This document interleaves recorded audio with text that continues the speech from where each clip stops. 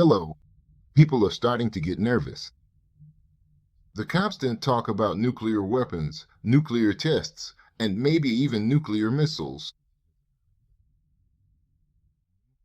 creates a certain tension. A question arises.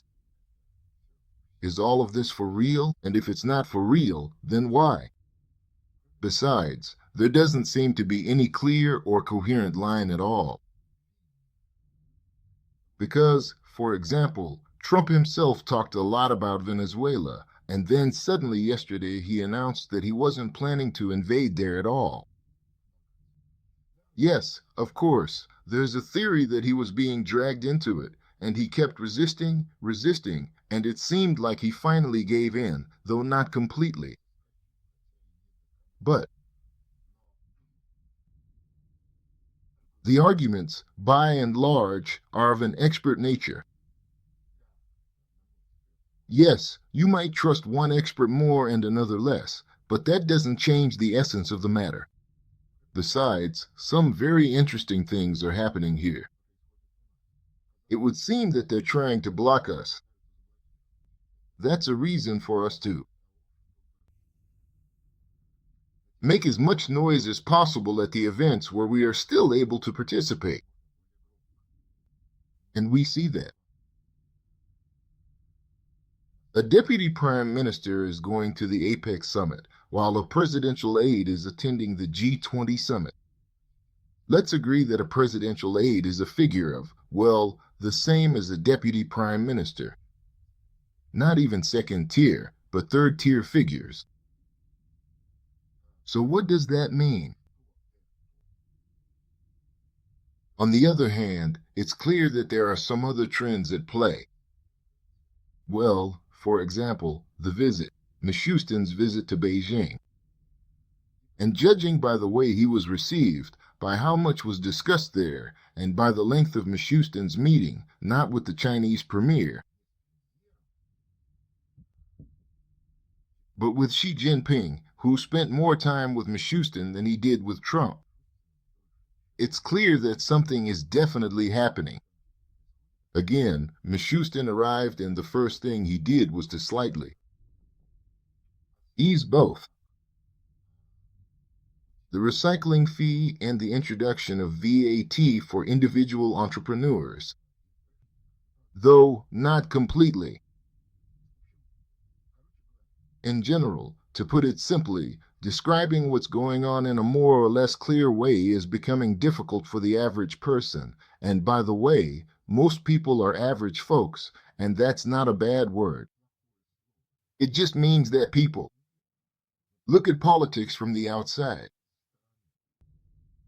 Yes, of course, back in the USSR days, when every Monday morning there was a political briefing, people, even school children, were much more, so to speak, in the loop. That's not the case today. By the way, that's a bad thing, but still. So, what can be said about this? What's starting to happen now? There has been a significant collapse. Break time equals 0.5s/ of what was previously a unified world governance system from the elite's point of view. Yes, of course, this governance had its problems. Yes, of course, sometimes it didn't work here, sometimes it didn't work there, and of course, it wasn't a world government in the sense of we say so, so it will be. But there was a certain general consensus. Don't rock the boat, just live more or less peacefully. And everyone was part of this consensus. Us, the Chinese, the Indians, and even the North Koreans. A little bit, you could say. Some extremist Islamic groups stood out from the consensus, but let's be honest about reality. These actions were, accordingly, the actions of certain global elites who were trying to secure themselves a slightly better place in the sun. And as soon as they got what they wanted, all of it was let go, the pressure was released. Well, and it's clear that the main players there were the guys from London, though they were far from the only ones. So, here's the thing. The problem is that this consensus has been almost completely destroyed.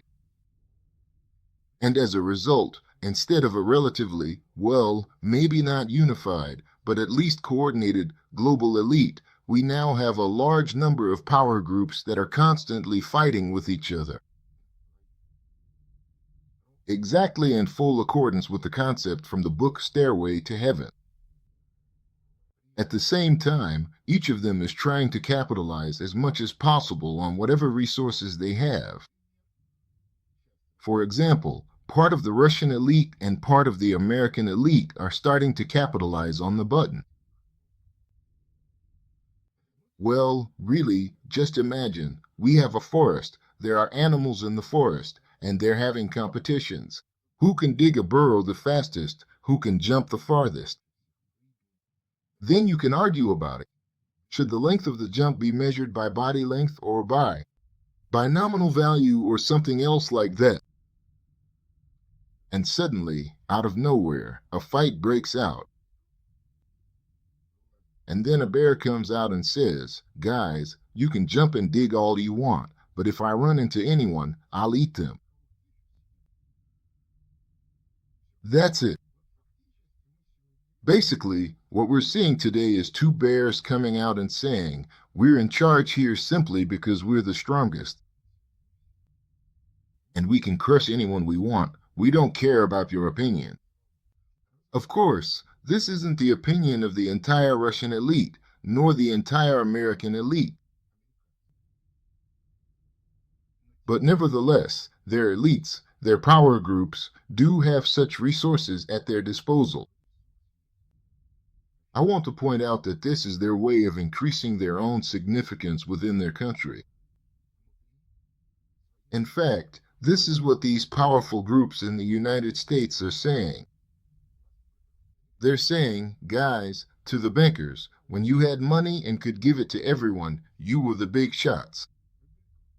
Now you don't have any money, and you can't give it to anyone.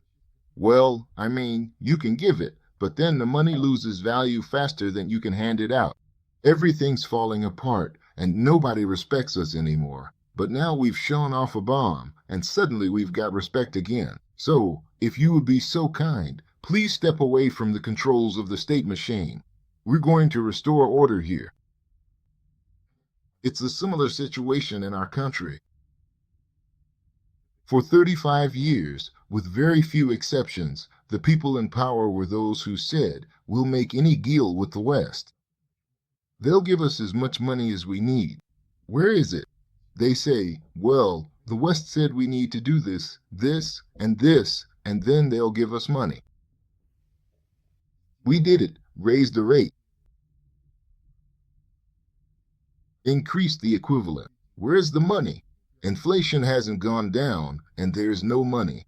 Guys, maybe you're just, incompetent. And so, accordingly, there's already an understanding that APEC and the G20, not to mention the G7, and many other formats just don't make sense anymore. So they send the people from our team who represent us there. Go ahead and talk to them with your own kind.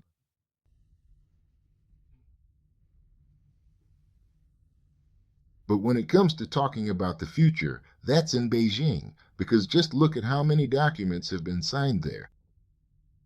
Mishustin is going to Beijing.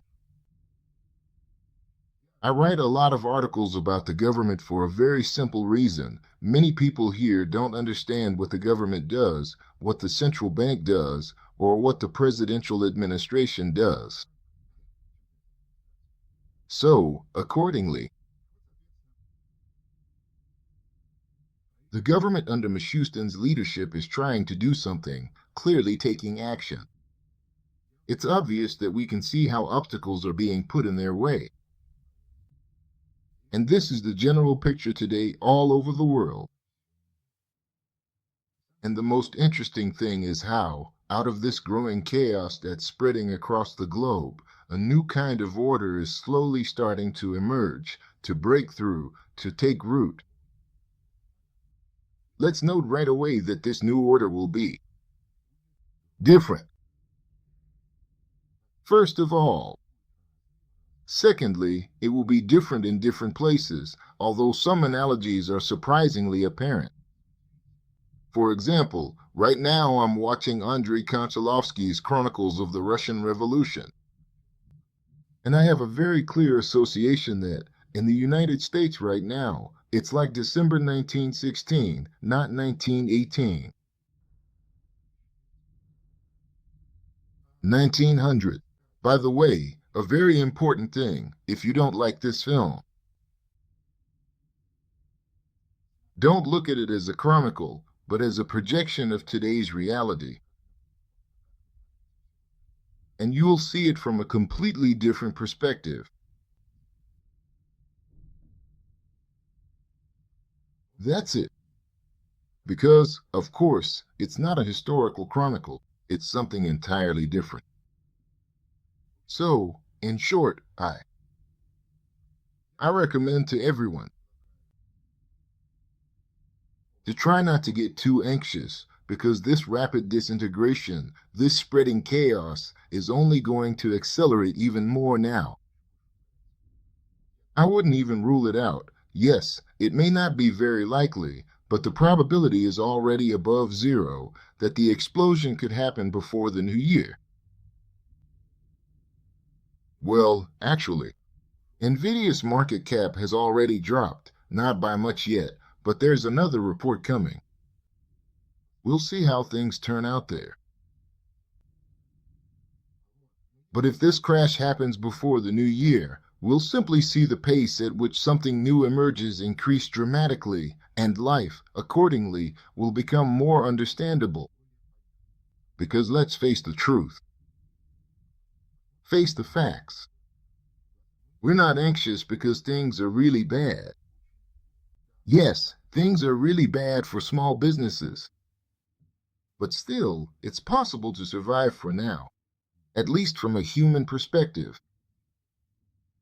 But we're anxious because we don't understand what's happening or what the future holds. Let me say it again.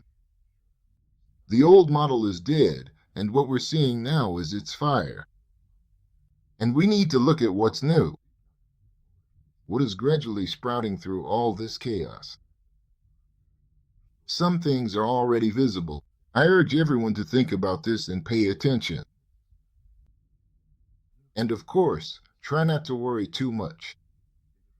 Everything will turn out for our country, at least, maybe even better than many had hoped. Thank you. Thank you for your attention.